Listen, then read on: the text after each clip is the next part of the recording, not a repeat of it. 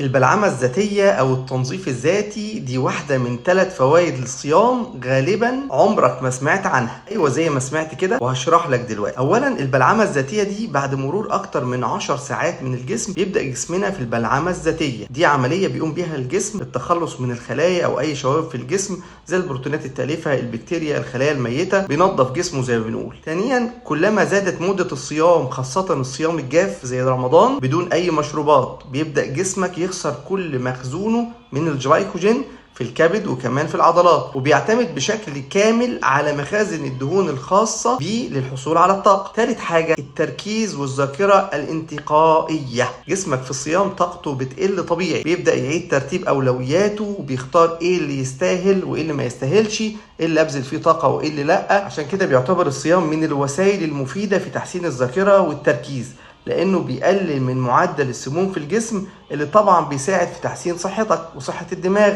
والاسترخاء والتشتت، وطبعا بيعلي معدلات التركيز وبيعلي معدلات تخزين الذاكرة. طبعا معلومة يا ريت تشيرها عشان غيرك يستفيد منها. كل سنة وانتم طيبين.